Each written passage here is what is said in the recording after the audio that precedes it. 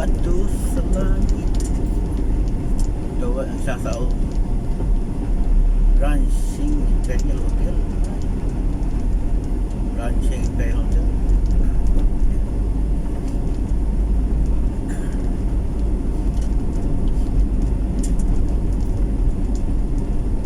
Pag dito kayo mamasyal kabahay doon sa Iloilo, magsasawa kayo ka lalakad na tumitingin sa mga magandang bulaklak kasi napakaganda ng garden nila. Ano nila, no? Lahat na esplanade, no, ginawa nilang garden. Biro mo hanggang doon sa may port, papuntang Mandurriao yan, layo, haba ng esplanade nila. Tapos mayroon pa silang mga Iloilo Garden, no? Dito sa may City of Love. Dami talagang ano dito. Daming mapasyalan nga magaganda sa paningin. Yang mga garden nila kabayador ano may mga maraming mga bulaklak. Kaya doon sa Libation Road, napakalaki ng garden, napakahaba hanggang Pabiayon. Pag magpunta kayo dito, lalo na pag madaling araw, daming nagja-jogging diyan. Nasa talaga sa gilid, no? Matakbo ka, malangap mo yung mga preskong mga bulaklak, no? Daming bulaklak. Kaya kung magpunta kayo dito, dalawin nyo ang mga esplanade nila, mga garden nila sa Iloilo, di ba? Sabi mo, wow, amazing.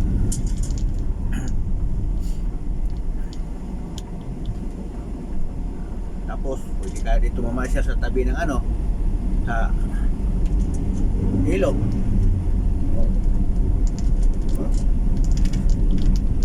Kahit tumabi ka lang dyan sa namimingwit, no?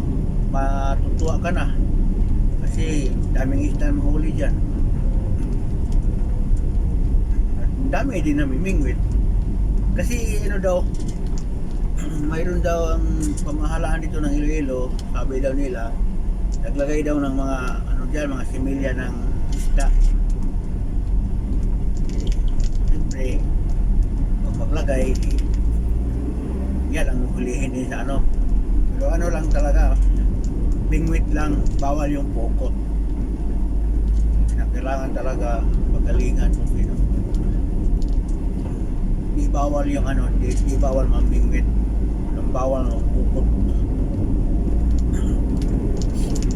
Kaya nga ang iba, makita ko ito kabahidor, pag mamingwit sila, nakakutsi pa. I-park na nila sa gilid, tapos mamingwit sila. Pero sa Cebu ito, pag mag-park ka, wala na. Ituwing ka na kaagad. Walang stick talaga. So dito, tignan mo dyan. Parking sila sa gilid, mamingwit sa ilog. Okay lang. Basta di lang sila nakasagabal sa daan. Walang mag-imposer nga Di gaya ng Cebu, Dawi nga, sobrang stricto. Halos wala na sa lugar. Pero dito, kita mo yaman, At saka, wala akong napansin na dito, mga nag-trending ang mga poster dito sa Iloilo, mga babait lahat siguro dito.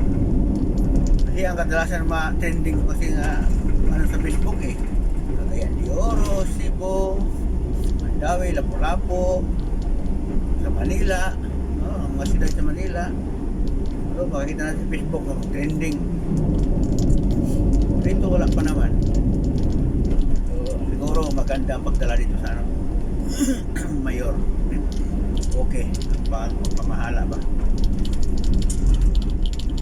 Dami pala namingwit pa rin dito. Hanggang dito sa Kaidor, sa may malapit na sa port ng ng Parula, no? Mayroon pa rin namimingwit dyan. Sa gilid ng barko. Bawal. Doon sa sa Cebu, sa may port talaga. Bawal doon bawal na pumasok doon.